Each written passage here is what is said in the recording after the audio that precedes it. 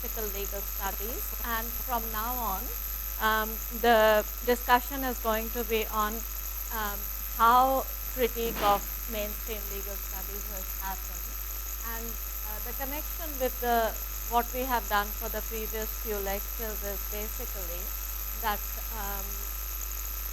I hope that I have made the message clear that there is a problem in claiming objectivity of views about law, and what will happen from now onwards is that you see the illustration of the effects of what is, if you claim objectivity, what are the effects of that will be taken up in critical legal studies. Then we look at feminist legal studies, a little bit of race theory and sexuality and ethnicity. And we'll talk about, I think there is one lecture specifically on deconstruction and post-structuralist thought, and that is because that is the genre that is used by most critical theorists that we are going to look at now. So the main theme for today's lecture then is illustration of effects of claims of objectivity in the mainstream theories of law. So that is the overarching focus for the rest of the lectures now. Very quickly, I have sent you this outline, but I'll very quickly go through the outline that what all will I be covering today.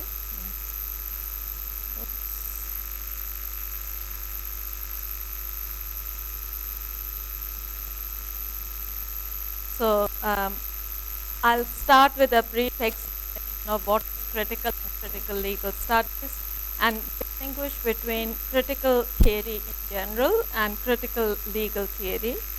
I'll identify for you main emphasis in, I'm going to call it CLS. It's too painful to have to say the whole thing every time. So main emphasis in CLS on the conditions of knowledge. Then look at the history of how did the CLS movement arise, and it's basically said to be a phenomenon in some prestigious US schools, law schools, and the question for us, obvious question for us is, what have we got to do with it? Why do we need to study it? And the two main strands of literature in this genre are that CLS scholars critique, they provide a critique of ideology, and the second stream is loosely described as nihilism. I'll make a brief comparison between CLS and realism to show you that critique can happen at various levels, and also give you what Margaret Davis's response is to what realists have to say, what critical legal scholars have to say, and what do you decide that if all three have different points of view, which one do you find more plausible, acceptable, and why? And so the main things in legal scholarship then are that you cannot distinguish between legal theory and politics. And this is harking back to what we've been looking at up till now, that mainstream theorists are always saying that law and politics can be separated. And then this is something we haven't come across so specifically up till now, is that CLS provide critique of liberal ideology. So not of only legal ideology, but liberal political philosophy ideology. And what is the significance of that for us as legal analysts is something that we need to talk about. And then what is the CLS, deriving from that, what is the CLS critique of rights? And basically they are saying that liberals reify the concept of rights, and then look at critique of CLS. So CLS itself is a critique, but there are other authors who are critiquing CLS, and we'll look at that. And CLS in contemporary times is basically alerting you to the fact that there is a very prevalent view, and it is not entirely untrue, that CLS as a movement has finished. So if it has finished, then why do we need to talk about it just for historical interest? Or is there some other explanation that is available? So you get the point that the connection between what has happened up till now and what's going to happen from now onwards is that now I've been saying to you again and again that legal objectivity is not possible in theory. And basically, yesterday we talked about that objectivity of science itself is a problem. So when legal theorists claim that law is objective, they are invoking the legitimation from scientific methods as saying that just as science is objective, so are we objective. What we did yesterday was, let's examine how objective is scientific knowledge, and if it is not objective as they claim, as objective. So I'm not saying that there is nothing to say for scientific inquiry, but if that is the case, then for lawyers to go and try to hitch their bandwagon to scientific knowledge as giving them legitimacy itself should be a problem. Now, before I go on to the topics in today's lecture, yesterday I had mentioned to you that there are 3 examples of how law uses this notion of scientific objectivity, in that how is it translated into legal legal practices, understanding, etc. Does anyone remember what I had said? I'm not trying to put you on the spot, just to remind us what we were talking about. One was that textbook tradition, that is, legal education is organized around textbook tradition, so that we can claim that here is a principled set of ideas that form a coherent structure, and they can give you access to basically not a sort of a random use of legal principles, but a systematic use of principles. Just like in science you have systematic principles, so we have in law. Our evidence of that is that everyone studies law through textbooks which are written by specialists, and basically what they are is the specialists, the experts telling you that these are the main principles of an area of law, whether it happens to be contract, happens to be constitutional law or something else. And so that you are learning this view of law, that it is a set of principles which have connections to each other, and this is a logical connection. And when courts are are giving their judgment, they are basically participating in this development of the law systematically. Now, that is supposed to give us confidence that what we are dealing with is principled knowledge. So, what does that idea do for us? It basically gives us confidence that the judges are dealing with something that is explainable, something that is logical, and basically judges are not free to move away from that. So in common law tradition, one of the recurring themes, like you cannot avoid it, is that how can we rely on the judges to be objective? So creating these kind of specialist sub-disciplines within law is one way of trying to inculcate, if not in the present judges, but also in the present judges, but definitely for you people as the future judges, that this is your sphere of operation.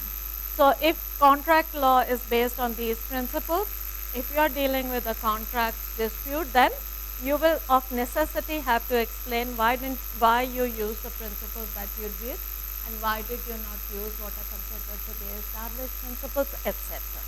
The function of organizing legal education through textbooks then is to claim objectivity for law. Now, the argument is that what's wrong with that?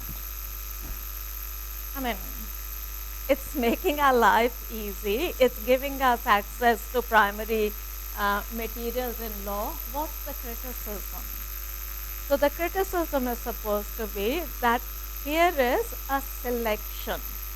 So it is the expert in the area. I don't know what your constitutional law scholars are these days.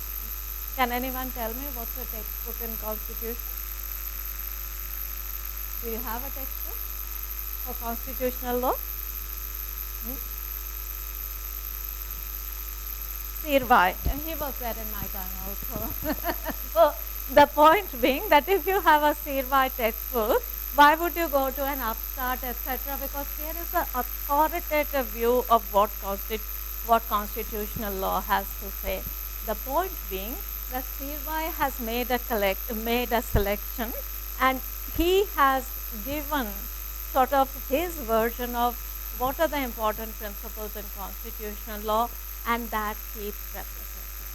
So there will be later editions and the later editors will keep adding to it, but the core of the subject is what has been decided, and it happens in every area of law, with the result that our judgment of what is this area of law is already channeled.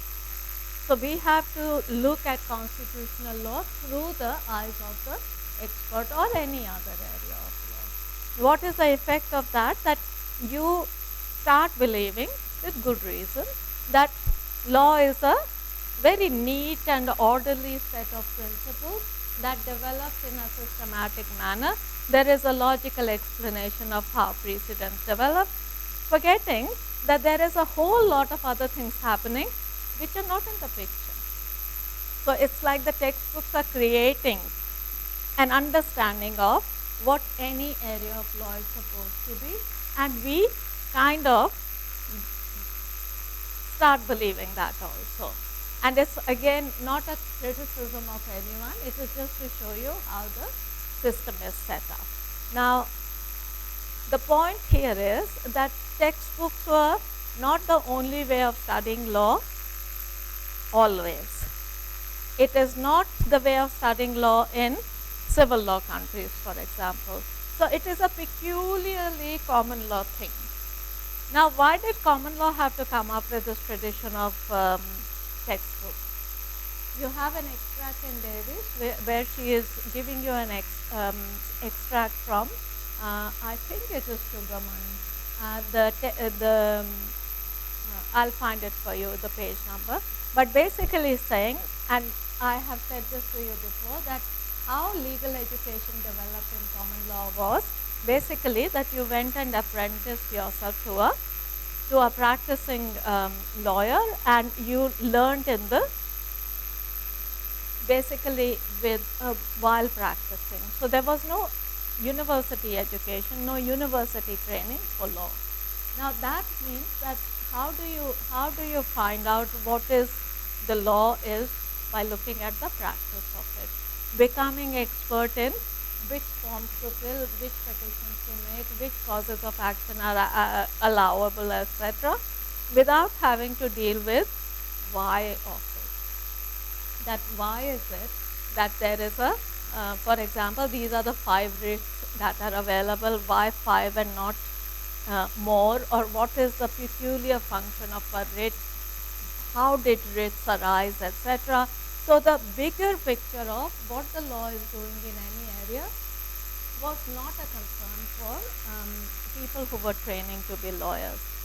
When the legal education moved from being a vocational training to being an academic subject in universities, now everyone else in the universities studies their discipline in an academic manner.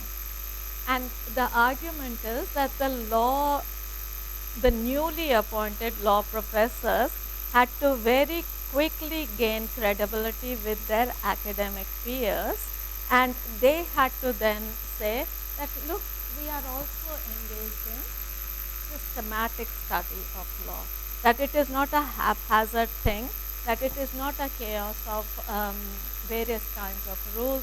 It is all very neatly classified, and their way of classifying was to make legal textbooks, And that is a tradition that was, do you get the point that I'm trying to make is that textbooks arose as a need of the newly declared academic discipline of law, that the teachers of law, the professors of law had to gain credibility in academic terms.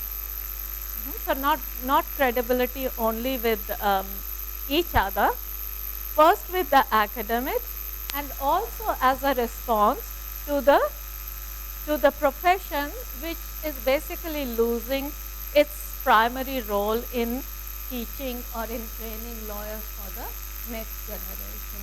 So they had to prove to the academic peers that what we are doing is academic enough, and they had to, if you like, respond to the queries of the profession that what are you doing, how are you training next set of lawyers, is by saying that we are basically making them experts in giving them the skills of reading cases, of analyzing cases, of interpretation that they can use in their professional life. So do you see the point? That textbook is performing the function of, on the one hand, saying to the profession that yes, training is necessary for practicing lawyers, and that's what we are doing, but also keeping an eye out for that we are academic teachers or professors, and we do things like philosophers do, or historians do, or economists do, etc.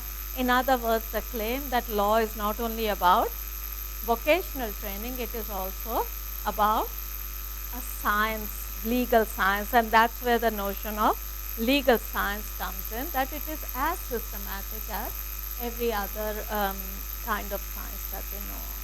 So this is one example of law trying to use validation by making itself look like a scientific study of the discipline. The other two examples that Davis uses are that realists, when they started critiquing mainstream objective theories of law, basically used the language of science to say that what you're doing is not measuring up to being systematic, being scientific, etc. And the third example she used was that law using um, principles of deciding cases, which is called formalism or legalism. Now, all of you probably know the terms for realism, formalism, legalism, but we'll go through them briefly with the idea to see how what they are doing is using the, if you like, the calling card of scientific objectivity to try to legitimize how law is done. So I need to do that a little bit before we move on to today's topic. All right, realism, all of you know what that is. Would anyone like to tell me very, very briefly, what do you understand realists to be doing? You've come across realism before? I'm not trying to make life difficult for anyone, but just trying to gauge where what is your understanding. Does anyone have prior exposure to realism? Yes or no? If no, I'm happy to explain, but I'm just wondering. Yes or no? You're not admitting anything. All right. Realism is a movement which happened, or it's called legal realism that we are concerned with. Realism is a wider movement, but we are concerned with legal realism.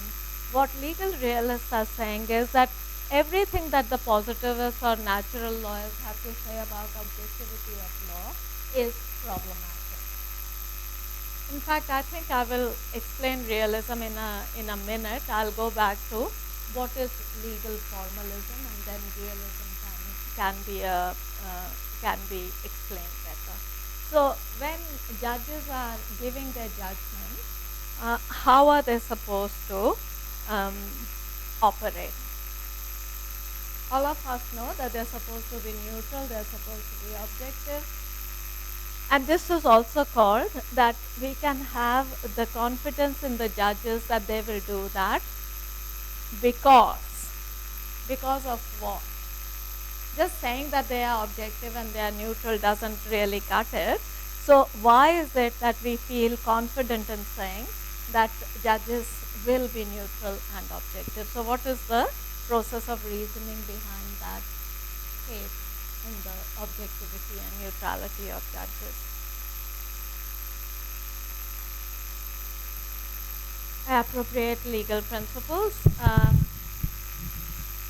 What's your moment of glory? Go on. All right. What are appropriate principles of judging? The relevant law, relevant to the facts. Okay. Anyone wants to add to that? We came across the distinction between the judges. We can trust the judges to do the right thing because they are there to apply the law and not make the law. We also saw that in common law understanding, the apply versus make the law distinction works up to a point, but when you start analyzing it closely, that the distinction starts looking a little bit shaky. Now, this argument that the judges are being objective because they are reasoning in a legal manner is also called formalism or legalism, or it can also be called as they are engaging in legal reasoning. So these are three terms that more or less describe the same thing. So that they are formalism makes sure that judges remain within their bounds. Same thing can be described as legalism, or it is also described in jurisprudential literature as legal reasoning. Now, if you remember from the first or second lecture, I had said that in common law there is an argument made by classical common lawyers that judges have access to the artificial reason of common law. So it is a development of that idea that we are now looking at in contemporary times, where the argument is that judges are not free to reason like you and I are, but that they are bound by methods of legal reasoning. So what are the methods of legal reasoning is basically saying that you have to remain within the law. How does that help? Because the law has at least two interpretations, that's why we are in the court. So I as a plaintiff and you as a defendant cannot agree upon what is the law on any given subject, and we are before the court, and for us to now say that the judge is to apply the law, how does that solve any issues for us? Do you see what I'm trying to say?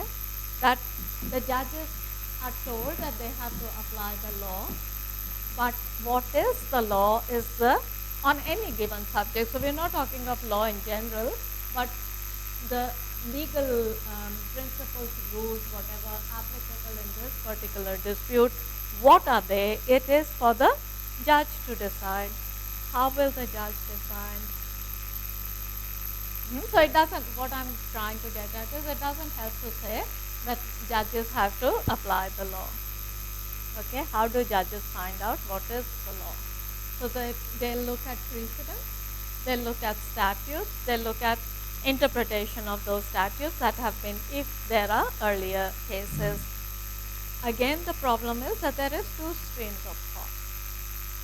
So the plaintiffs have one set of precedents claiming that this is what it means.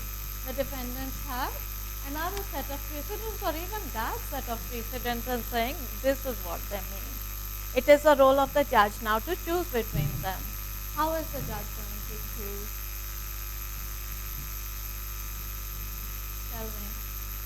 Even if you don't know like the official answer, how do you as an individual think that the judges are doing? If you say that the judges are bringing in their value preferences or their preferences, then the argument that the judge is there to apply the law falls down. Objectivity of law falls down. So the whole credibility of the system falls down. So in common law tradition, majority of the literature is about trying to establish that what the judges are doing, they can be trusted to do because there is something called special way of reasoning, that is legal reasoning. So what exactly is legal reasoning? So if I say formalism, do you understand anything by that term?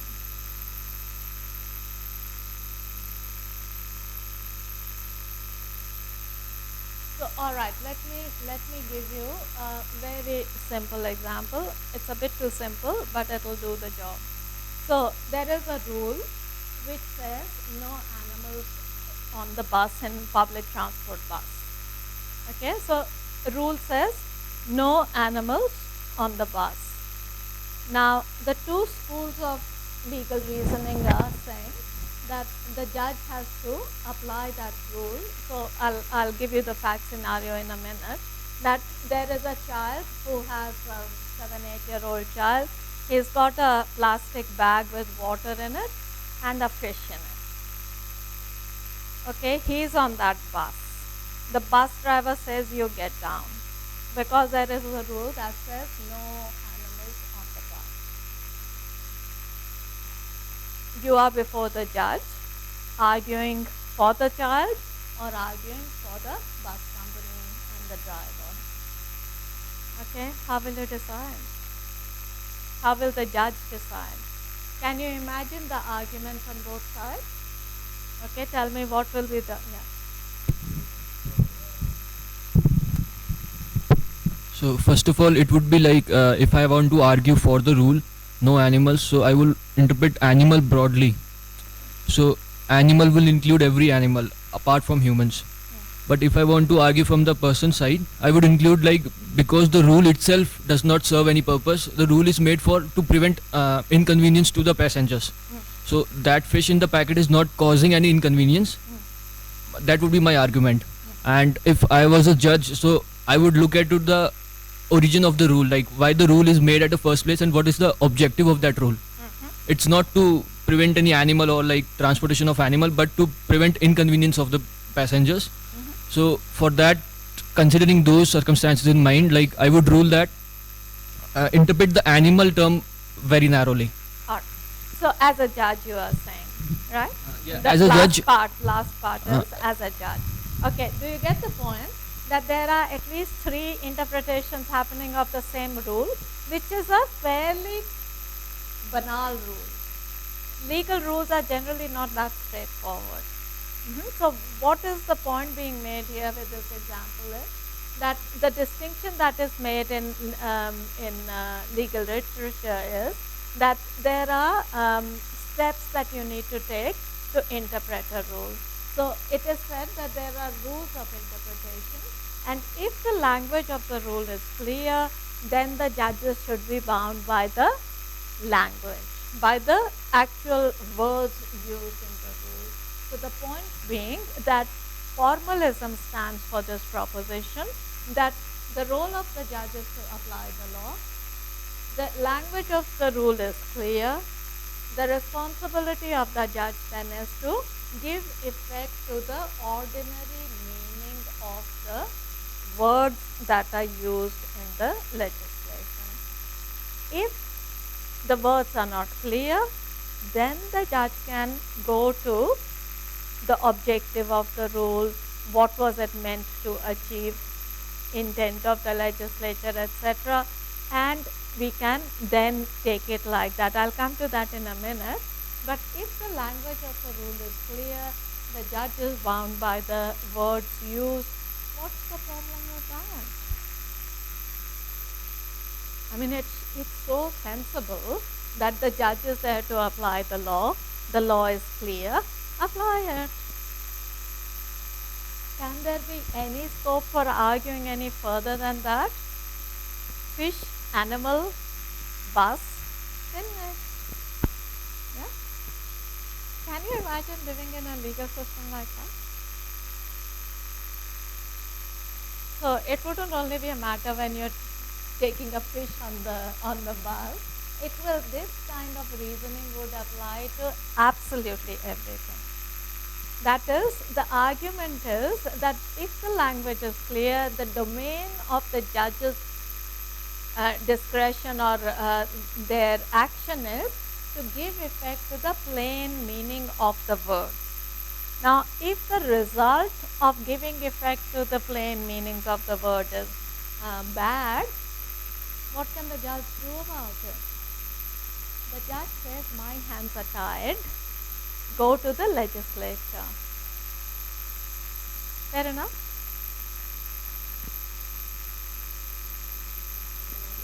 No.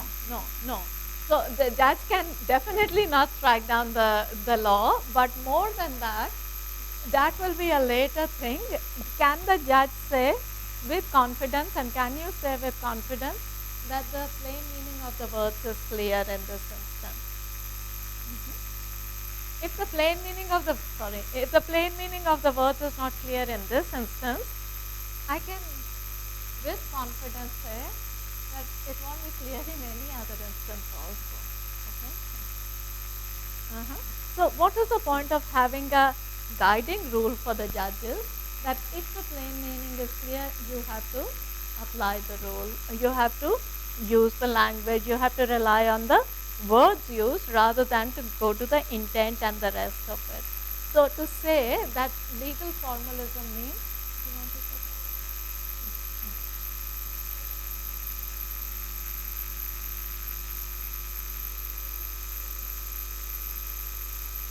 that? The rule is saying that if the language is plain and clear, then I have to apply the rule. I don't have to go any further. But then who determines it's plain and clear? The very fact that in the fact situation that you've narrated, the little boy with his plastic bag within which there's a little fish, is it an animal or not an animal? Is that little fish the animal that was being thought of when you said no animals on buses? Is evidently then suddenly this business of animal, is it like a big sized animal? Is it about a dangerous animal? Do pets get included, not get included? If I have a small poodle whom I am sort of holding in my arms, would it be included, not included? All of that comes through. So I would say the rule itself is not clear. all right, the rule itself may not be clear. The point, I think what you are getting at is that there is no such thing as plain language, that there is no such thing as that the meaning of the term is evident, that the meaning of any term happens in its context. Okay, everyone else understands that except lawyers. So no other discipline has so much faith in you being able to capture the meaning of a term just by looking at it in isolation.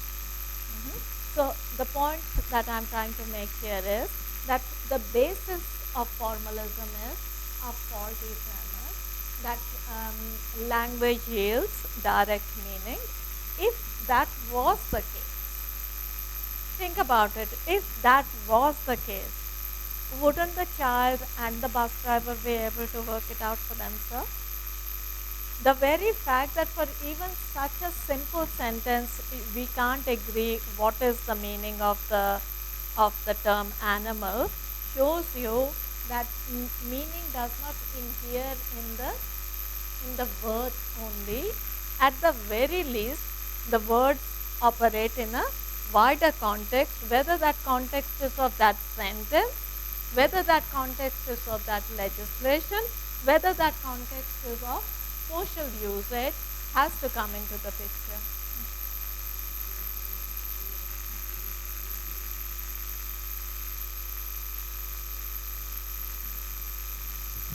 If the language of the rule is ambiguous, like if using the rule is that you can't have pets in public buses. If the rule is you can't take your pets in public at all, then the judges must look into the wider context and say is it's harming the fundamental right. No, the point is, I understand what you're saying. Is the point is that legal formalism says first rule of interpretation is, and why is this the rule of interpretation is because we're trying to maintain the objectivity of what the judges are doing. So don't forget this, that this is not a kind of a armchair exercise. We're trying to make sure, have confidence that when judges are asked to apply the law, they apply the law as it is rather than what they think it is. So what you're saying is that the judges must now take into account what was the intent of the legislature. That's not the first rule. The first rule of formalism is the language clear? If it is clear, the judges are asked to apply the language irrespective of what is the consequence of applying that rule. So that you end up with absurd results. It's not the judge's responsibility.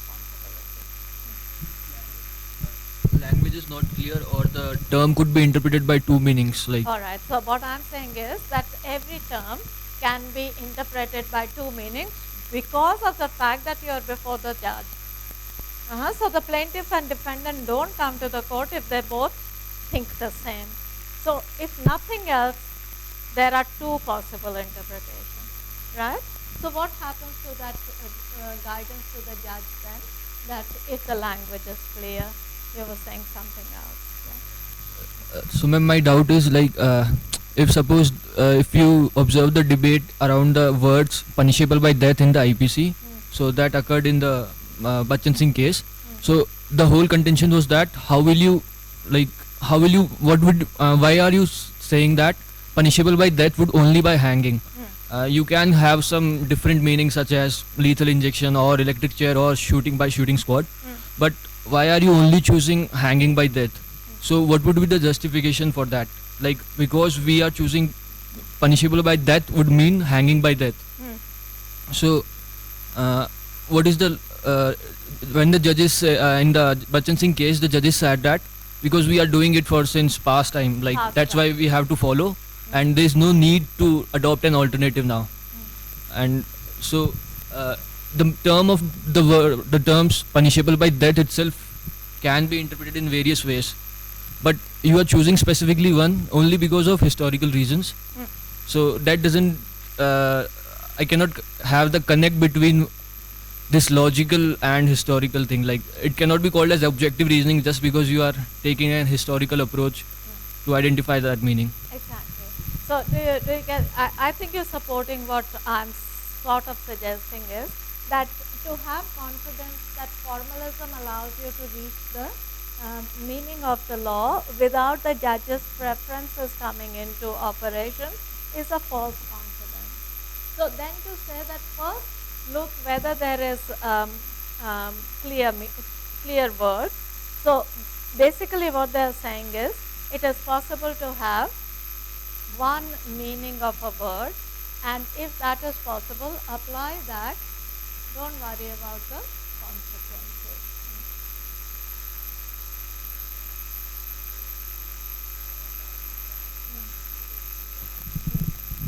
He had given a similar example. I think it was no vehicles in the park. And somewhere along the discussion, a point made was that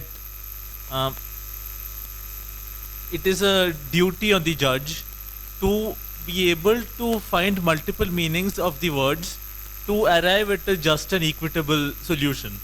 So regardless of what, of how formal it becomes, the judge does have some discretion.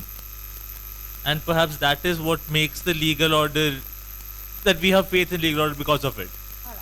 So what you're getting at is a very famous debate between Hart and Fuller. Hart represents the positivist school of thought, and Fuller represents the modern natural law theory. Now basically the point here is that you cannot be, as I said yesterday or day before, you cannot be a positivist and a natural law theorist at the same time. So your interpretation of law will necessarily have to be either this school of thought or that school of thought.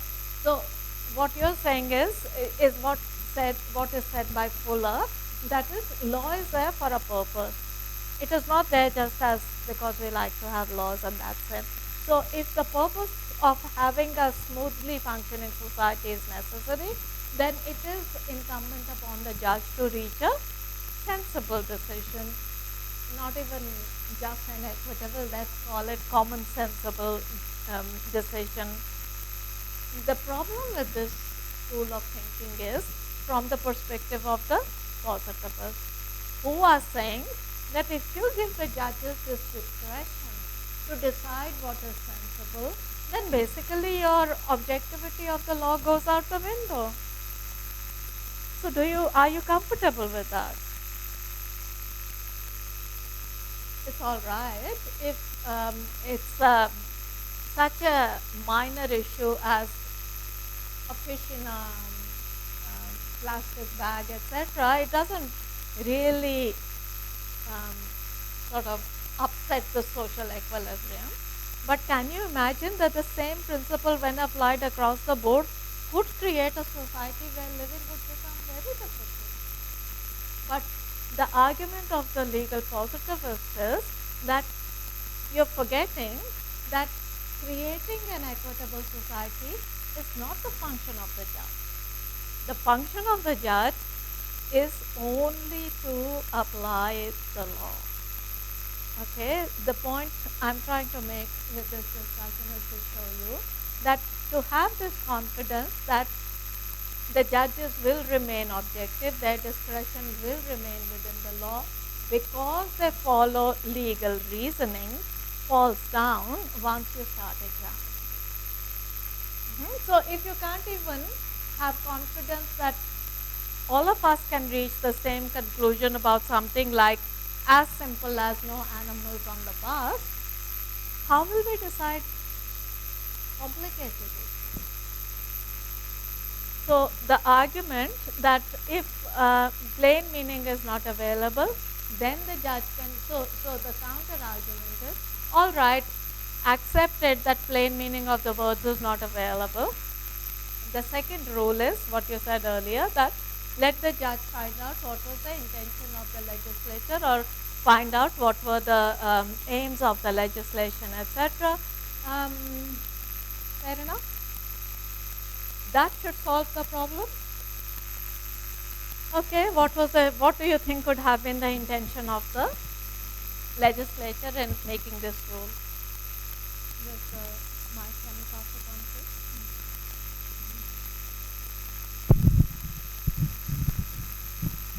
Ma'am, the intent of the legislature would be safety of the passengers in the bus, if that is not endangered, then any other pet would be allowed. So that is. How do you find out that that's the intention of the legislature? Like when the legislation was discussed in the house, there would be like discussion around that provision. We could find out from that. Am I allowed to make the observation that when you are having a discussion in the legislature, there's always more than one point of view? Of course. And just because you won by one vote doesn't necessarily show you that that was the intention of the legislature. It was a function of the numbers on the parliament floor that decided it. Can I say that? Yeah. Then what? Then that doesn't really help me as a judge to decide what did the legislature want to achieve. If the legislature wanted to make it a public health issue and a safety issue, then surely it could have said that. The fact that it did not say it at least opens the possibility that it may be a public safety issue, it may be a public health issue, it may be, I don't know what it is. I can speculate. Now, if it is a public safety issue, who's endangered by a fish? Nobody. Yeah. I mean, nobody is endangered by a fish, but tomorrow if I take my dog along with it and if it barks or bites somebody in the bus, so that is what the legislature wanted to avoid. So that is the Okay. I'm imagining that that is what the legislature wanted to avoid. But think about it, I am sight impaired and I need a dog to go with me if I have to be mobile. Would that dog be allowed on the bus, or will I have to now stop using public transport with my dog, my guide dog, because the legislature possibly could not have imagined the difference between any dog and a guide dog. So those are small exceptions that There is the exception. I have It to is- read it into the legislation, and the reason I'm reading it into the legislation is because I am favorably inclined towards an inclusive vision of society. That is, I don't want every sight impaired person from being barred from using public transport. Suppose I was a judge who said, well, if it is sight impaired, that's your problem. You deal with it. You take a taxi or do what. Don't mess up the whole system. Can you imagine a judge thinking like that? Can you stop a judge thinking like that? What if I am a old and cranky and unreasonable judge, and I think like that? All this nonsense about making public transport accessible to people with no sight, what are you going to say to me? That your interpretation is wrong? Can you say, do you have any reason for saying that? The point being that it is open to interpretation. If I give that interpretation and exercise my discretion, there is precious little that anyone can do to overturn that. So the use of discretion, judicial discretion, basically cannot be overturned by an appellate court until you can show that there was a mistake of law that was made, or of fact, in very limited circumstances. So is there a mistake of law here? I am deciding what is the law. Do you get the point? That it is nowhere to be found. What is the law saying? How on earth are you going to appeal to a higher court and say there was a mistake of law made? Come on, tell us what you're talking. Take the mic. So something that I was confused about even before this class, I was just asking whether we're still talking about positivism right now. And then what would have happened if we take a formalist approach to the same question? So that's what I'm trying to tell you, that formalism is a species of positivism, in that what they are trying to say is that how do you remain a positivist is by making sure that the judges remain. So formalism is, if you like, an application of positivist understanding of law. So what is a positivist understanding of law basically is that we can define law clearly, and law is not dependent upon anything else to be called law. Okay, so in positivist understanding, when is a legal rule, when is a rule a legal rule? What is your test? So I used that example earlier, that when your father says don't drive beyond a certain speed limit, and when the road and traffic authority says that, we were all very clear that it is roads and traffic authority a rule is a legal rule. Why? Because the legislature made it, they can enforce it, etc. So that is the point. The first point for legal positivists is that you should be able to first designate a rule as a legal rule. Now, if you can say that these are the legal rules, then what is the role of the judge in this system? Is to make the law, apply the law. So not to make the law, but to apply the law. So it is a interconnected view of the world. That is, positivists mean that law is defined by reference to that it was enacted clearly, let's say that, and that the judges will apply the law. When the judges are applying the law, can we have confidence that they will not go outside the law to give you the determination? So why this insistence that the judges should not go outside the law? And also a rule of law society is that we live under law rather than under people's personal preferences. It's a rule of law society means that I can be confident that it is not the judge's personal preferences that will decide. It will be the application of the rule of law, of the legal rule that will decide the case. So the point being that positivism and formalism go hand in hand. So what we are doing now is saying if formalism means that the judge should simply give effect to the language of the rule, then these are the problems that you come up with. Now, the Hart-Fuller debate is to show you that Fuller as a natural law person is saying, you guys are just sort of going around in circles. There is no such thing as the judge can remain within the law always. The judge should be able to give effect to the, does anyone want to complete the sentence? The intent or the purpose of the legislation, which is what formalism also accepts, but it accepts this as a second step. That is, first, if the rule is the language is clear, then the judge can do no more than apply the language. So we have looked at what are the problems with that kind of thinking. All right, let's go to the second step, that maybe the judge should give effect to the intent of the rule.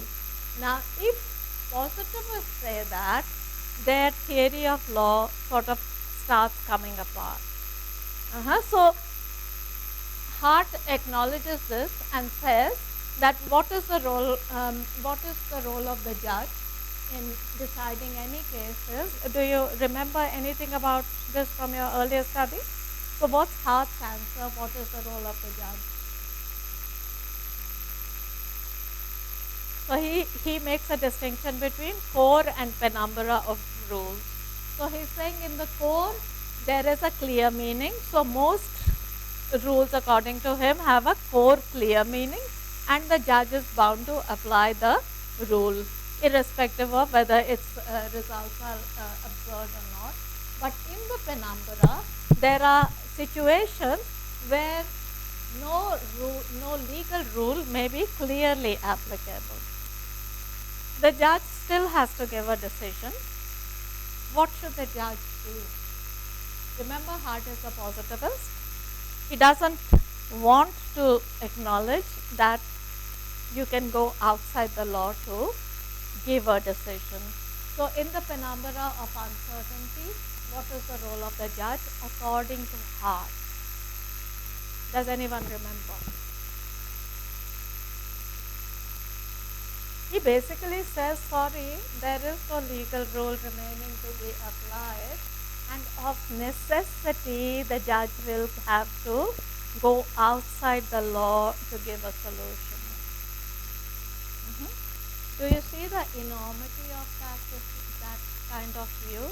So Hart is acknowledging that at certain times, in certain situations, the judges are, if you like, compelled to give a decision which is not bound by law, because there is no legal rule available to apply to the situation. So that is kind of showing you that this confidence of the positivist that judges remain within the law is not even taken to its logical conclusion by positivists themselves like Hart. Okay, what is Dworkin's position on that? Do you remember Dworkin's view of what the judges are doing? Come on, it was only 2 days ago. I can't even say it was 2 weeks ago, and you might have forgotten. Can you pass the?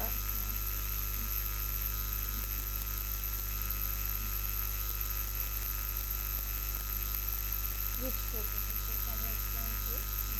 I'm not trying to be difficult, I'm just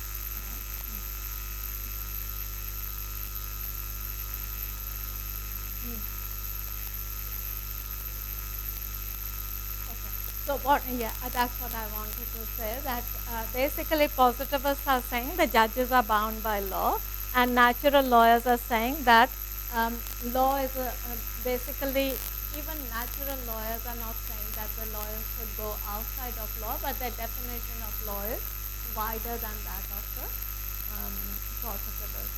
What Dworkin is saying is that Hart's solution is really no solution, because what you're saying is that according to Hart, the judges in certain situations in the penumbra of uncertainty be deciding disputes by reference to things that are not law.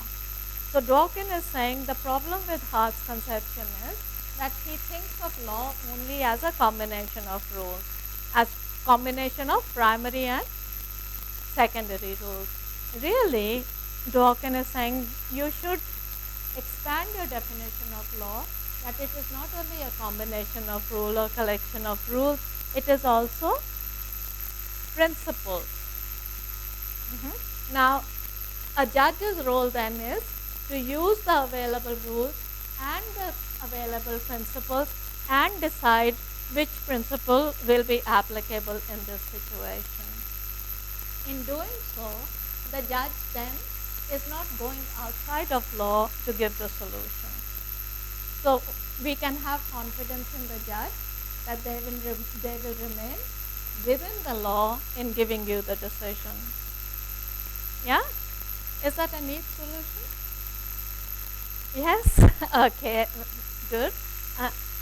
Now, if I was to give you a kind of a picture of what, if I was to graphically show you what Hart and Dworkin are doing, basically what Hart is saying is this is the core, this is the penumbra. In the core, law is available. In the penumbra of uncertainty, law is not available, so judges do whatever. What Dworkin is doing is including the penumbra in his definition of law. So basically there is no outside of law for Dworkin, because the judges will be able to find a principle that is applicable, so they are always within the law. Are you more comfortable with Dworkin's solution than Hart's? Yes? Really? Neither, yes, but does it give you confidence that the decision that Dworkin's judge will give will be an objective decision? That's right. And which principle? Huge discretion, to the extent that we don't even know what the body of principles is that the judge has access to, and whether a principle is applicable or not, how much weight to give to a principle is entirely the discretion of the judge. But according to Dworkin's theory, we can have confidence in this judge because they never go outside the law. The point is, everything is included in your definition of law. You don't need to go outside the law. So end of the day, are we confident that in our understanding, whether in positivist understanding or in sort of Dworkin sense of understanding of judicial role, that judges will not be doing anything other than applying the law?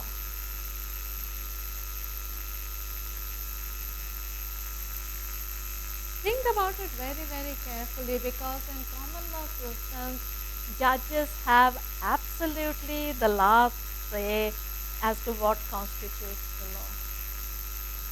Earlier on, we were having a discussion with some colleagues about the possibility that the judges will be appointed by a judicial commission, the National Judicial Commission. So there was a set of, all of you know this controversy? So do you know what the facts are and what happened? Want to tell us a little bit, just whatever you know?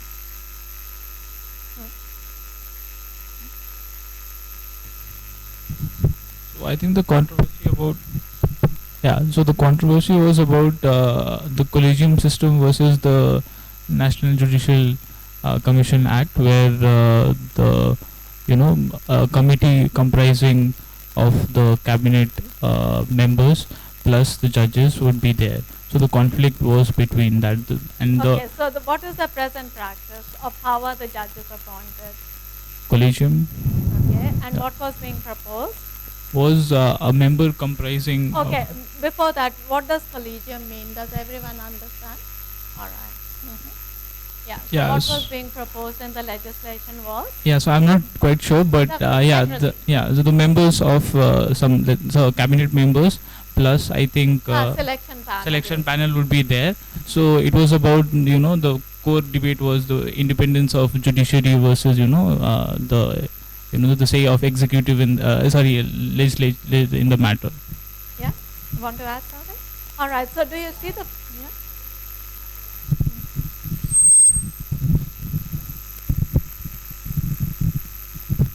Basically, what the National Judicial Commission is saying: Chief Justice plus 2 judges plus 2 eminent members and the law minister.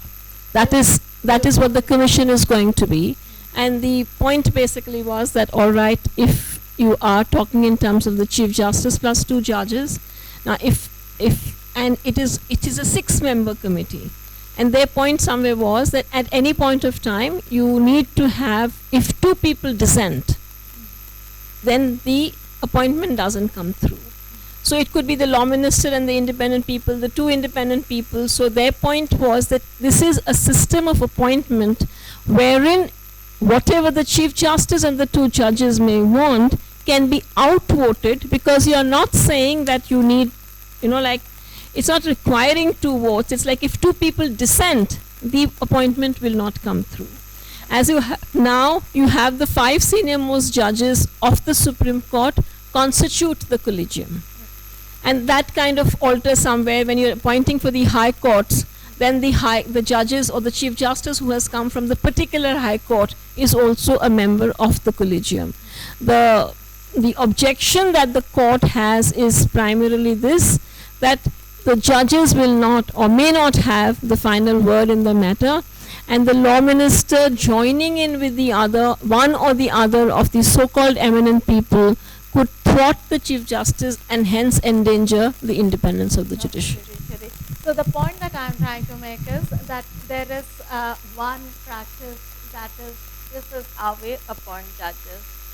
Now there is a possibility that the legislature is saying maybe we need to change that.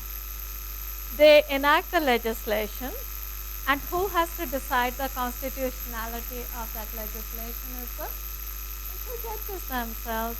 Everywhere else, the principle applies that you cannot be a judge in your own cause, except to the Supreme Court judges. Do you see the enormity of power that we vest in our justice? Not only with regard to this, but with regard to everything else. And if in this situation, if your argument that we can trust the judges because they engage in legal reasoning comes apart, don't you see the point that we are working in a system where a very select few people get to decide what the law is? Can you really call it objective?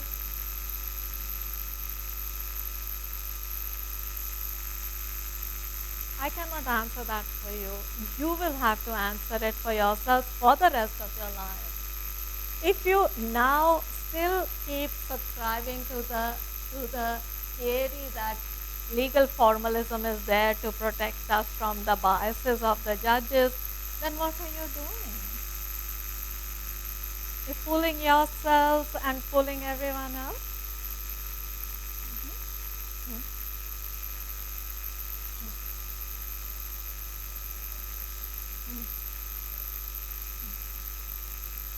They end up in contributing to a lot more chaos.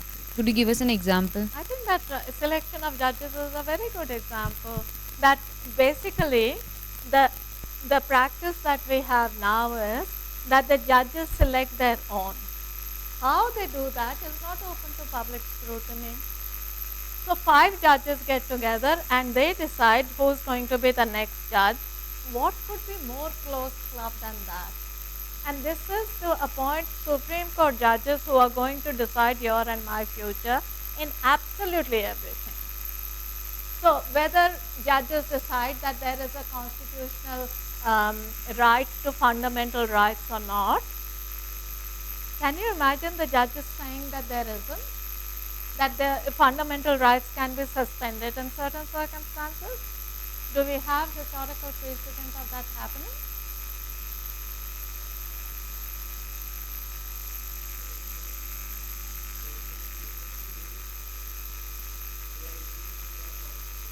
No.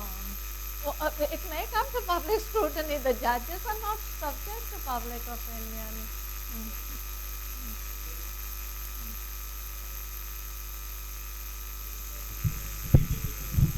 Or the Mathura rape case. These cases have been Acha, sorry. These decisions have happened. Some of them are grossly unjust. However, we understand them to be so today. The Supreme Court has accepted it in that manner.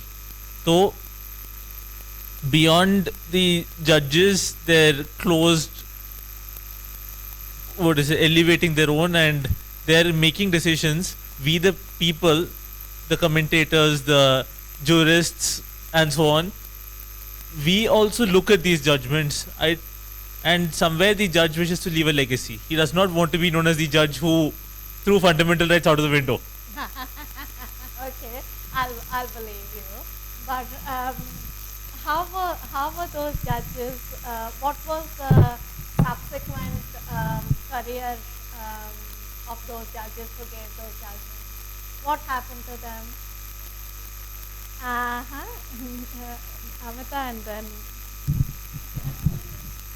As far as what happened to judges, the judge who gave the dissenting judgment was superseded and didn't become Chief Justice of India. He was line to be. I mean, Justice Khanna's judgment, I mean, he was the dissenting judge in ADM Jabalpur. That's one dimension of it.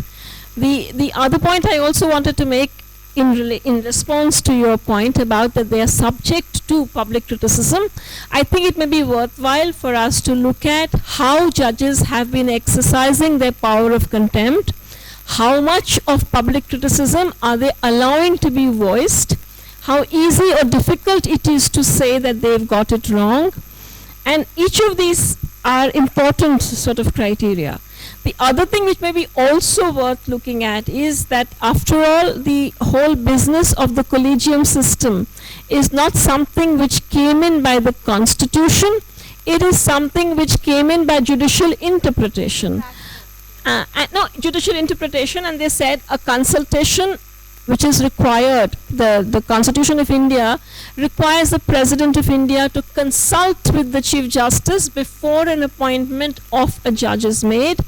The Supreme Court judges kind of read consultation to mean concurrence, and also then further expanded and said Chief Justice does not mean just the Chief Justice.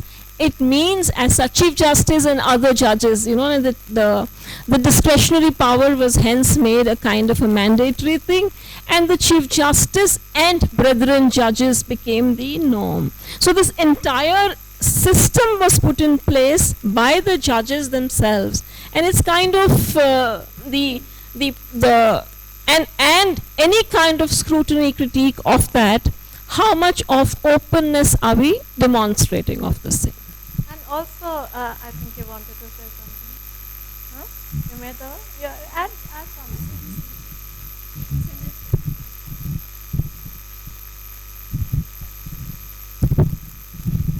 The Amita ma'am completed the point very well, but what I would like to, what I was saying that they are with respect to the cases like ADM Jabalpur, Mathura, they were subsequently subject to criticism. There are line of cases which says that we won't follow ADM Jabalpur because it is a bad law.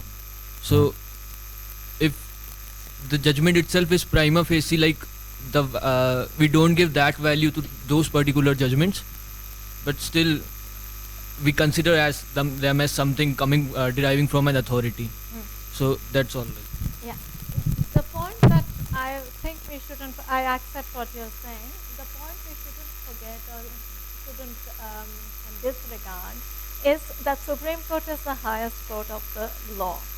What constitutes law at any given moment for any given area is what the Supreme Court has to say.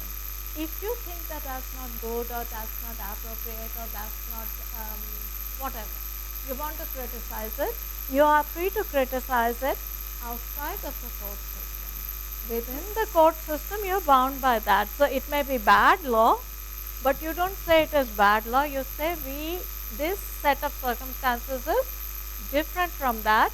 I am allowed to deviate from that because the precedent doesn't fit my circumstances. So one of the very fundamental principles of how precedent operates is that the lower court is bound by the higher court's judgment. But the point is that you do make spaces available not to be bound by a higher court judgment, but not by saying that I'll disregard what you're saying, but by finding means of saying my set of circumstances are slightly different. I can differentiate the applicability in that situation from my situation. The point that I'm trying to make for today's discussion is, and this was the point that, can you give an example where what the judges are doing has led to chaos? Emergency. I mean, how can we, in a democratic system, forget that it is through the help of the courts that that kind of a suspension of fundamental rights happens? So judges are supposed to be our guardians against the power of the executive. That's what separation of powers is supposed to mean. Here is an example. What do you do with it? I mean, examples can be replicated, but that's a very well-known example. So this, yeah.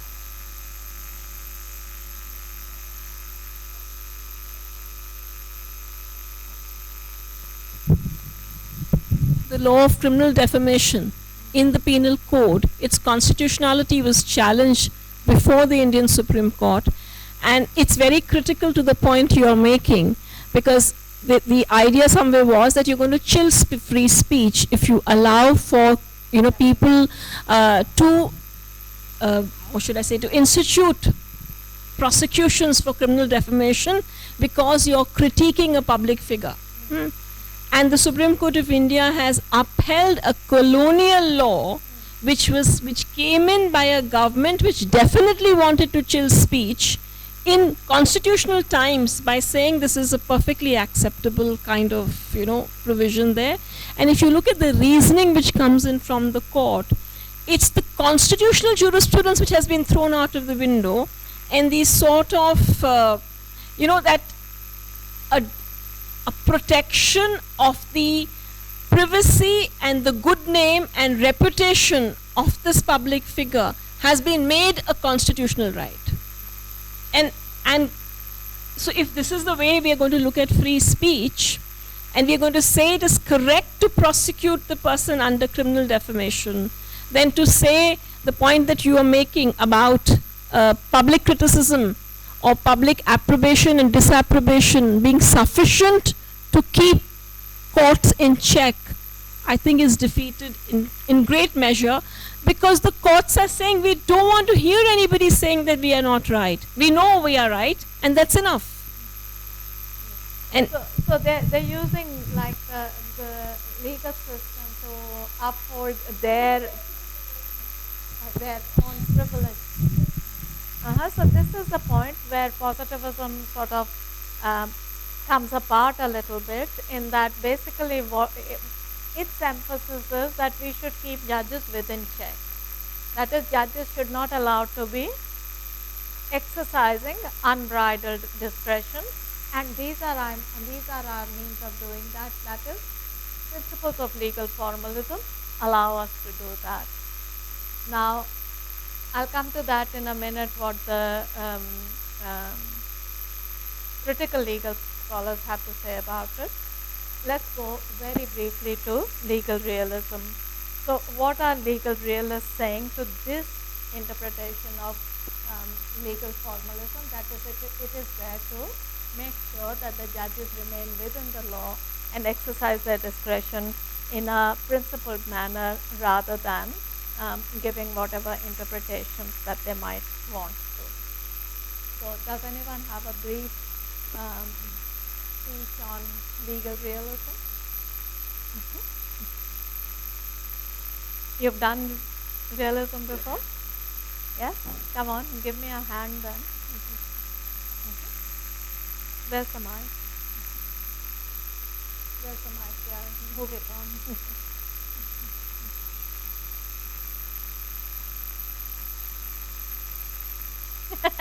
Come on. What do you understand by realism? Just give me a one sentence.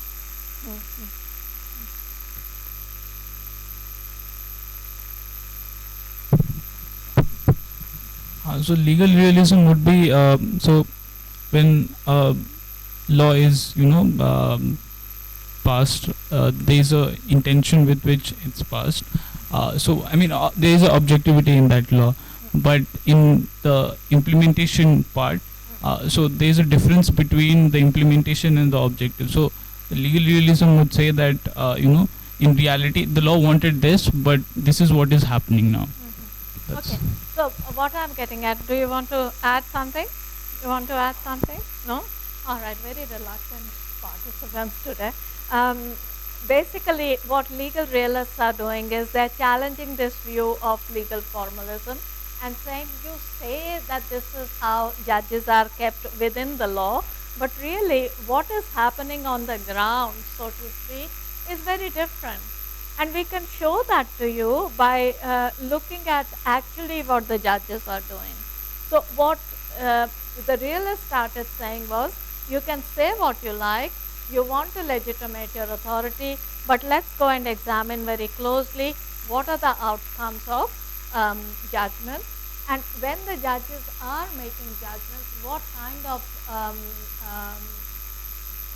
ideas or values are they pursuing? So this notion that they are objective is being challenged fundamentally. So rather than go into the details of that, basically what I want to say here is that realists are the ones who absolutely challenge this notion that, first of all, that for example there is a distinction between what are facts and what is law. So who makes that distinction is basically the mainstream positivist way of talking, that there is a distinction between what constitutes law and what constitutes fact.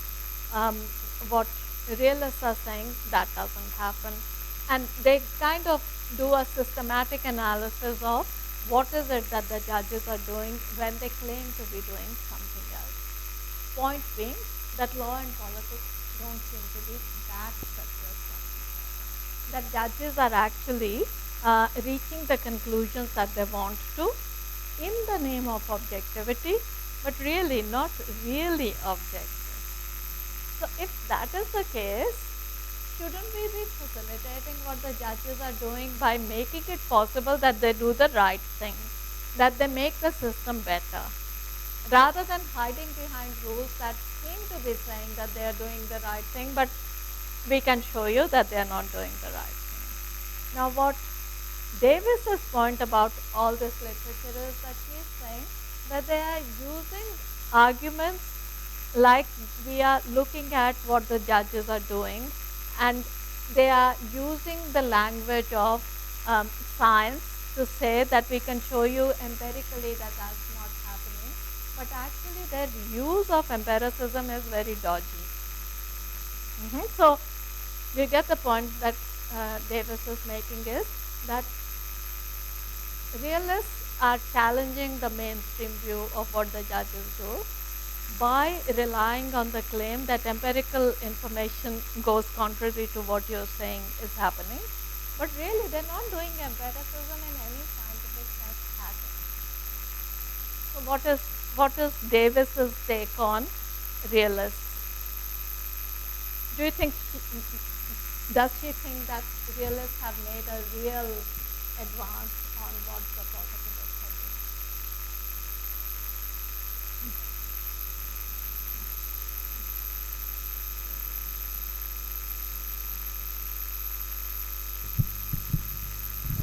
I mean, just as a quick recap, uh, I think what is important for us to appreciate somewhere that realists, and it's also important because the rest of the class we will be looking at critical legal studies.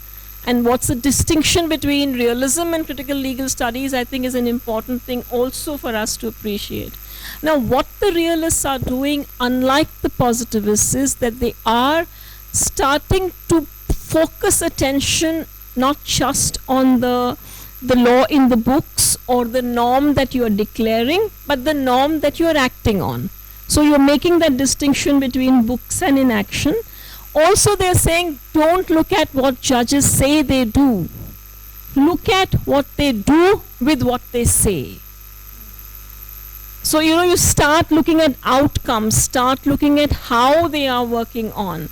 So you have the rule and the fact skeptics, and you're sort of somewhere. See, the distinction between CLS and realism, for that reason it's important. The realists, and that's the point which Davis is also making, that realists are acknowledging the fact that the judges are not operating in this so-called objective manner. And they are trying to blow the, game by demonstrating, yeah, this guy said this is the rule. But then if this is the rule in this situation and this is the rule in another situation, then what is the rule? There is too much subjectivity ruling there. Let us alert the judges on the fact that they are being subjective and not really objective. So the fundamental difference is realists acknowledge the fact of subjectivity, whether it is in recording facts or in applying rules. They acknowledge subjectivity, but they do not go the step further and see that subjectivity is inevitable. They stop at the fact of that they acknowledge subjectivity and then say, now let's discipline this subjectivity. Let's try to, make these judges, let's try to get them to oust out these subjectivities. When Jerome Frank, as a fact skeptic, he's worried about the fact as to what do you record as a fact. He says, let's have tape recordings. Let's kind of, totally bring in the technological kind of advances to ensure that when you are recording facts, your own subjective prejudices, predilections, inabilities do not color what you're doing. When Levlin is talking about rules, he's doing a similar kind of thing, that you need to be very clear-cut exactly what is the rule and be alerted to the fact that your subjectivity is getting you to lean this or that way. And that is the kind of empiricism, or, this is the empiricism they bring on the ground, that they demonstrate. So you'll have tables brought out by Levlin where he would show that why on a similar kind of fact situation, one judge has used this fact and this rule and the other judge has used the other rule. And he feels that by creating these tables, he's alerting the judges on their own subjectivity and hence helping them to discipline their subjectivity. To be better judges. Yeah, so that's wherein from Davis's criticism comes, and from there we can flow on to what is it that CLS is doing, which is distinct and different from what the realist did. See, the realist did demonstrate to us in big measure. A lot of us, that's why a lot of people say that now all of us are realists. A lot of us kind of recognize that realism actually for the first time demonstrated how much subjectivity rules. And that was a big, but they themselves did not think that having found subjectivity, their next conclusion should be that do what you may, human subjectivity is going to rule. That they were not doing. They were finding subjectivity and then trying to discipline subjectivity. That is the way in which they proceeded, and consequently the limitations of what realists did. So basically what we're dealing with then is that were realists using science in the sense of empiricism to be able to establish that law is one way or another, or what the judges are doing is what the positivists or natural lawyers are saying, or they are doing, we can establish empirically that they're doing different things. So it's a little bit like that if you belong to the positivist school of thought, could you actually acknowledge that going to a judge determines the outcome of your case? Like if you go to judge A, you're likely to get a good result. You go to a judge B, you're likely to get a bad result. Positivists will not admit of that possibility. What realists are doing is saying, well, that happens. So that kind of statistical information that judge A is a hanging judge, judge B is a lenient judge, and so you possibly can work the system by making sure that your case comes before this judge or that judge. Now, if that is the reality, what happens to the legitimacy of the legal system? Because you are openly establishing that judges are making decisions based on whatever except the objective law. That judges' value systems come in or their preferences come in, etc. If that is the legal system that you have, then your credibility as a legal system is completely gone. So Amita's point then that the purpose for which realists were making such kind of analysis is what to make the system a little bit better. That is, we are showing you that you're not being objective, but it is desirable that you should be objective. Why? Again, going back to the point that our legitimacy of the legal system is hinging on that law is not biased, that law is objective, etc. So is that point clear to everyone? Now everyone up till now is wanting to hold on to the idea that there should be objectivity in law. So when I say objectivity in law, is everyone absolutely and fundamentally clear about what I'm talking about? If there is an iota of doubt, we need to stop here and have a little bit of feedback. So are you comfortable with what I'm saying when I say judges are expected to be objective? You have a doubt, so you have to voice it. Yeah.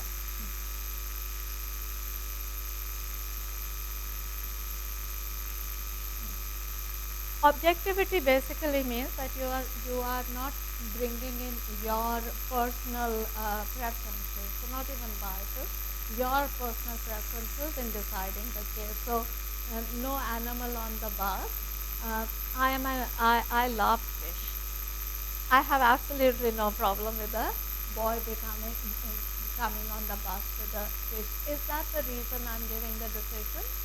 Or is it that as a judge, I apply the plain meaning of the rule? So positivists would say the job of the judge is to apply the plain meaning of the rule. As we saw earlier on, it's very hard to find that there is a plain meaning of the rule. So in that situation, what the judge is doing still has to be explained. So realists are saying, well, it is not explained by reference to that judges are remaining within legal formalism, but that some judges do it this way, some judges do it that way, and really we need to rectify the situation by alerting you that it is your liking for the fish that is making you decide like that. Now, the danger of this kind of a situation where we acknowledge that the judges are deciding by reference to their preferences is, if my preferences and the judge's preferences don't match, can I have the confidence to go before the court or not? So all of mainstream theory is basically trying to convince us that yes, you can have the confidence to go before the court because the court does not decide by reference to its preferences. So realism is, if you like, your first acknowledgement that, and realism is not a mainstream theory, but they are basically wanting to legitimate the legal system and saying, look, we can show you where you are going wrong. It's possible to be conscious of that and do things differently. So what is the main motivating factor is that if we have to have faith in the legal system, then the judiciary has to be unbiased, neutral, not partisan, etc. Now, critical traditions, which is where we are now, are basically all of them saying that from different perspectives, the mainstream story has these damaging consequences. So it's not only that we have decided to do this course and we are finding out that judges are not objective. Fine, we can go home. No. The point is, all critical theorists are saying that what the judges are doing in the name of objectivity actually translates into making the legal system fairly oppressive to different sections of society. So if you can see that connection, then it is not so easy to sit back and say, well, that's the system that we have inherited. So that is the point. So objectivity of law then is supposed to be that we can rely on the system, that it will treat all of us impartially. So if that objectivity is missing, and mostly we are looking at what the judges are doing because that's where laws are interpreted in a common law system. If we don't have that confidence, then what happens to the idea that we live under a rule of law society? So that's the point. All right, critical legal studies, you have some idea of what it is? Vaguely. Have heard about it? Yes? Okay, come and tell me a little bit. You're making Khushbu do a lot of work. I think I'll have to give her extra marks.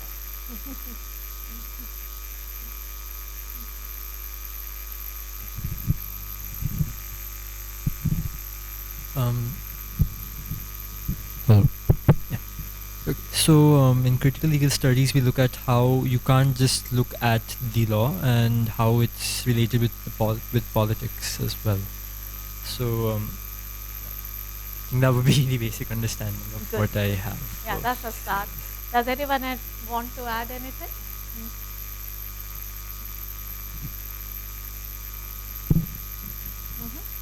All right. Basically, why is it called critical legal studies is that it belongs to what's called the overall wider term is critical theory.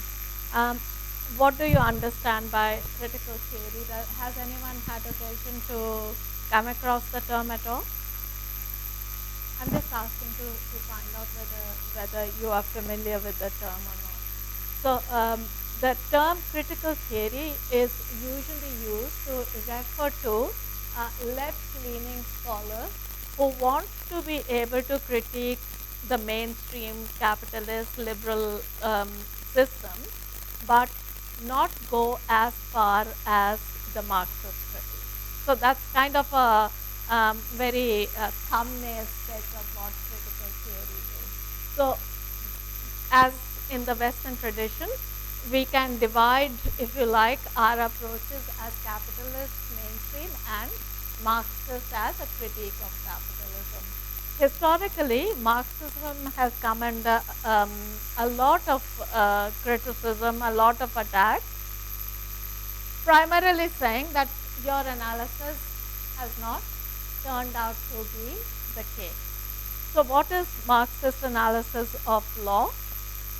I think somebody said yesterday that we study that in every unit. I mean, it's not like some information that I get and that's the end of the matter. So does anyone want to tell me what do you understand by Marxist analysis of the law?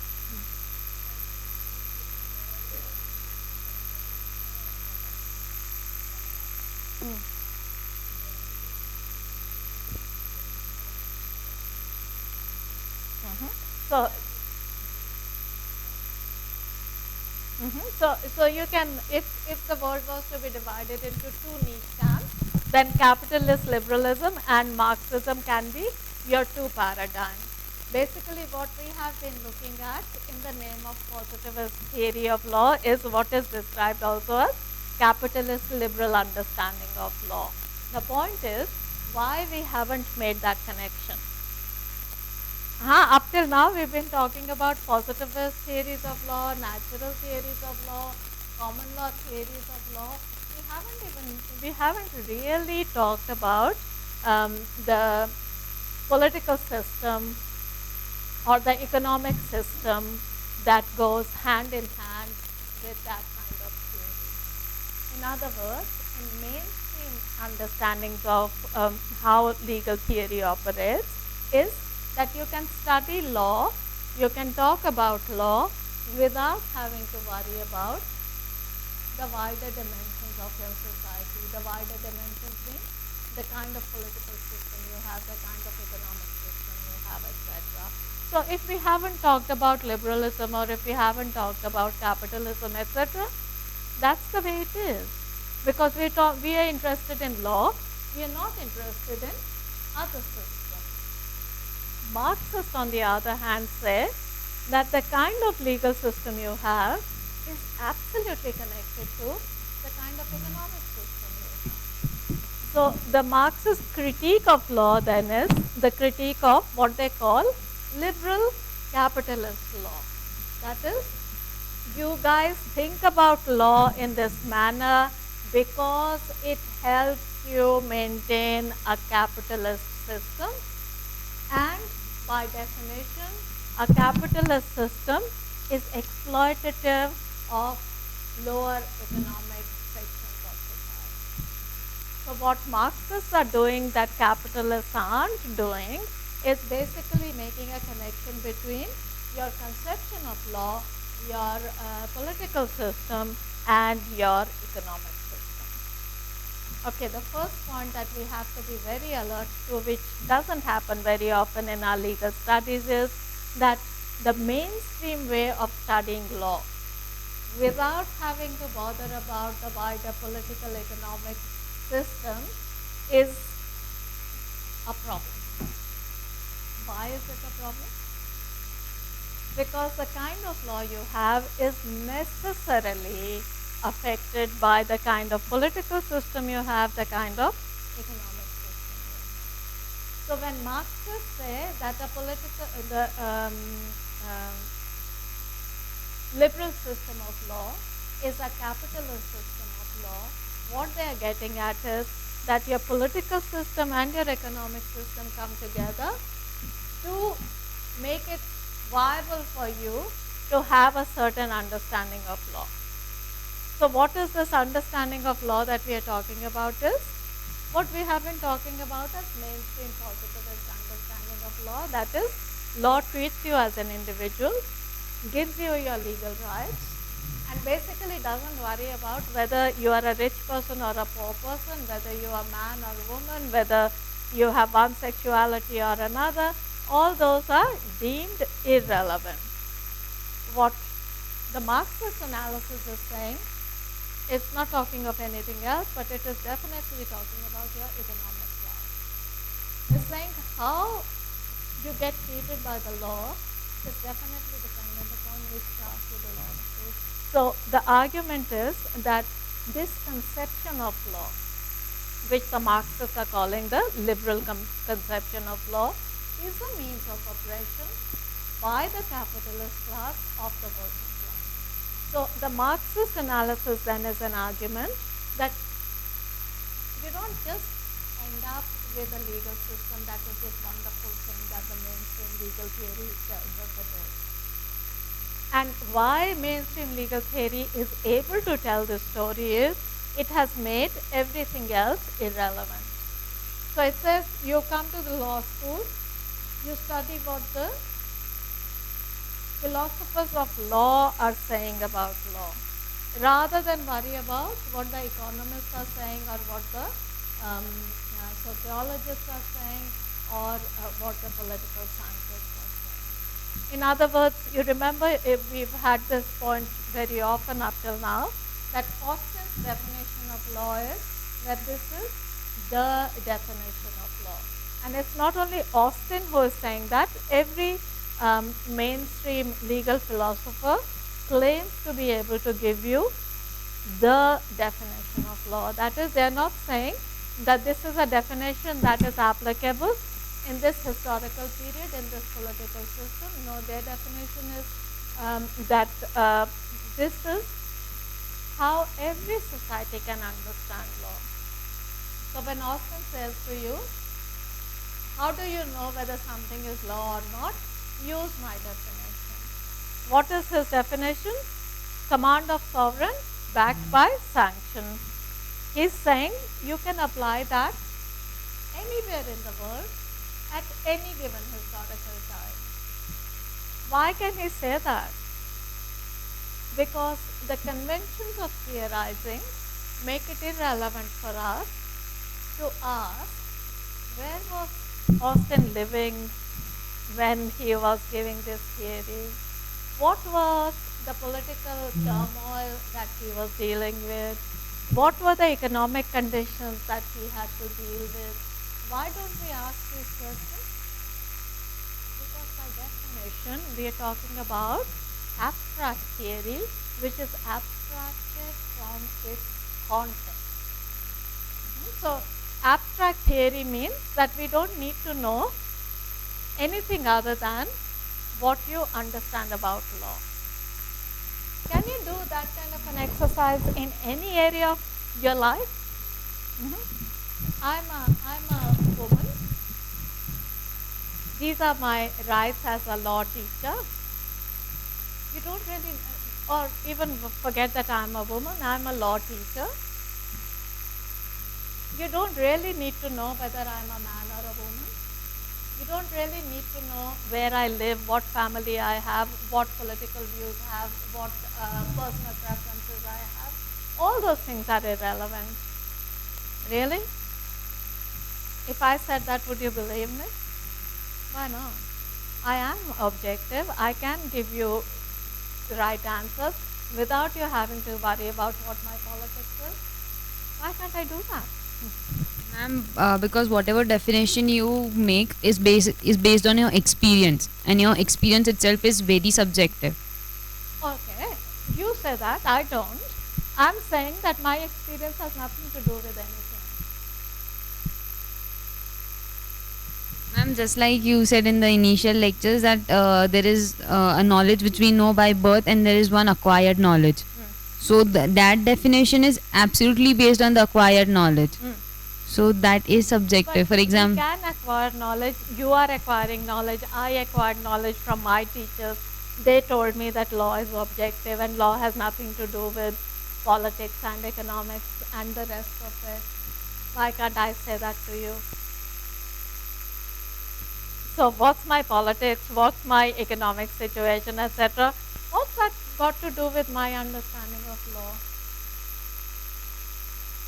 I take your point that what you're saying is everyone's understanding of any area of knowledge is formed in the context of your particular position at a historical point as a gendered person, as a person with preferences, as a person with values, etc. So this idea that I can sit here and theorize about law without, or at least claiming without my experiences coloring my worldview, you're saying you're not willing to believe me. But you're willing to believe Austin, Hart, Dworkin, and the rest of them. Why? Because I'm a woman. I may not be able to do theorizing like men can do. What do you think? So why are you willing to believe all other thinkers and not me? Yeah, it is, I have written a few, okay? Okay, the point that I'm trying to make is that what constitutes authoritative ways of doing theory itself is the issue. Up till now, what we have looked at is that authoritative way of doing theory is abstract theory, conceptual theory. That is, it has nothing to do with the real circumstances in which you are. We can talk about law independent of the political context in which it is happening, the economic context in which it is happening, the social context in which it is happening. This is what is problematic when you look at, for example, what the Marxists have to say. So Marxist big critique of law is that how you theorize about law is basically because it allows you to make your privilege look like not privilege. That it is really a means of class exploitation. So your argument about rights as abstract rights is really nothing else than capitalism extracting profit from the workers and depositing it with the capitalist class. Do you see the point that you cannot have these two worldviews simultaneously? So you will, if these were the only two views available to you, you would have to make a call and say, I find this more plausible than that. The problem is that nobody teaches Marxist analysis of law very much. So you may have come across it, but it's not the dominant concern of your legal education. Why not? Because we are not Marxists? Fair enough. You can say that we are not Marxists. It's a discredited philosophy. It has failed. So why do I need to change my? Tell us. Can you pass the mic, please?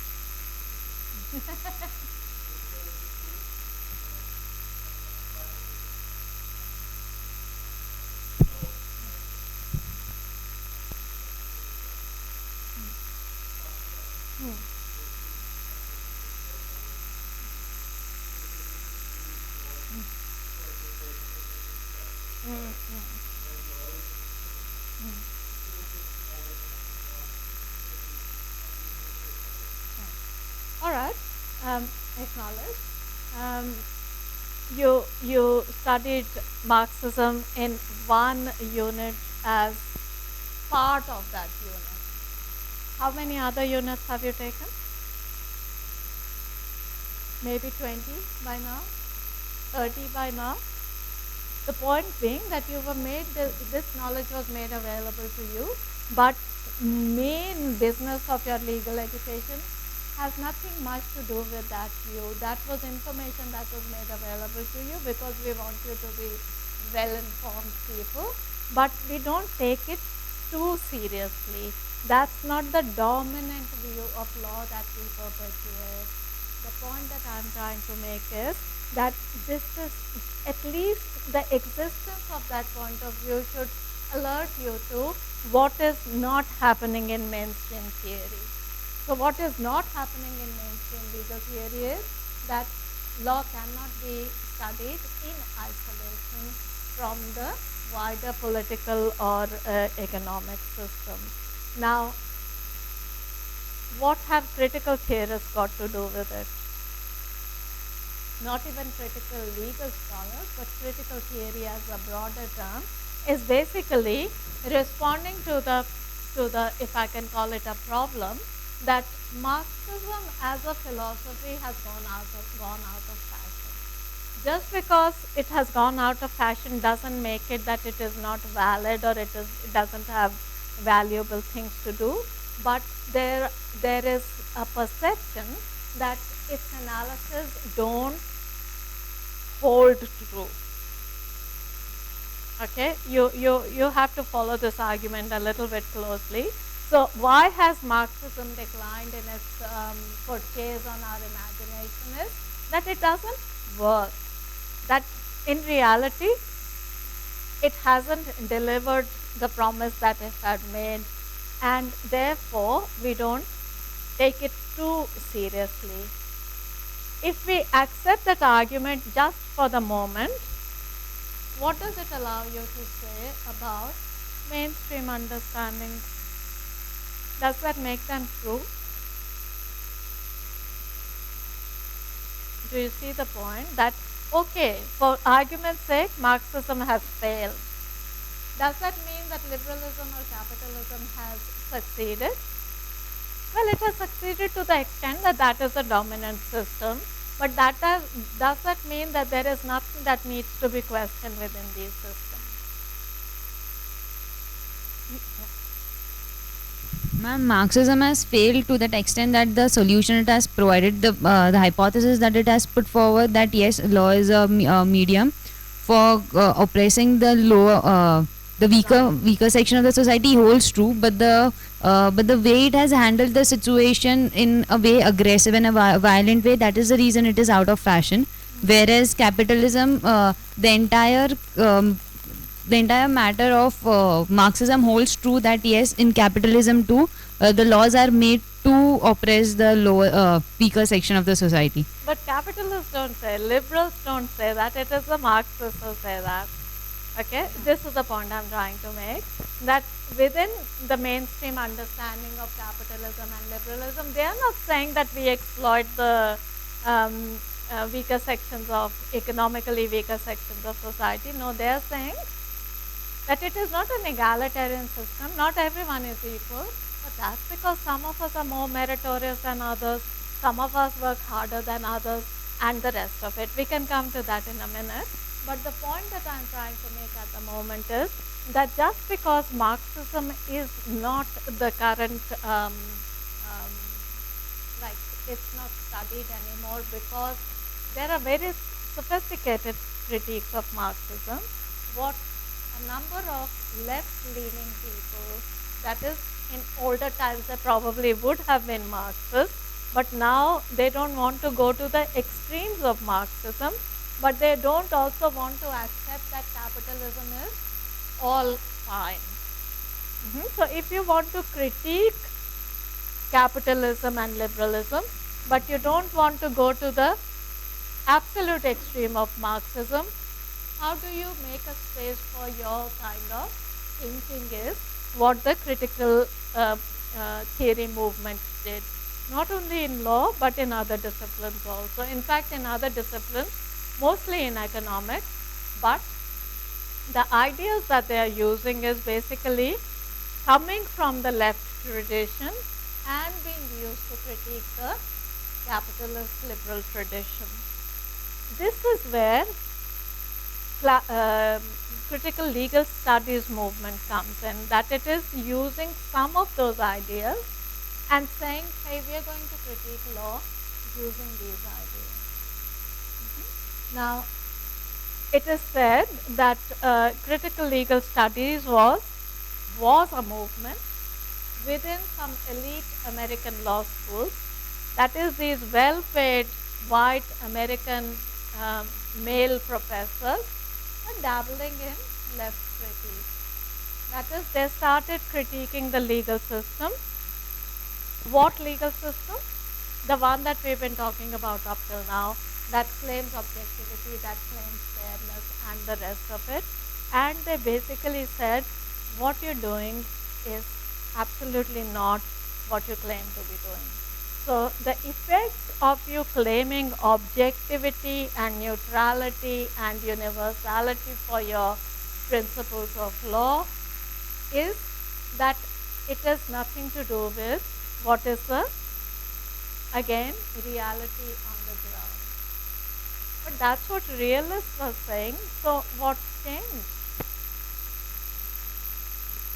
A little while ago we saw that realists were also saying, hey, your story doesn't hold true, and really judges are anything but objective, neutral, and the rest of it. The law is not about justice, fairness, and equality, etc. And now the critical legal scholars are doing the same thing. So have we made any progress?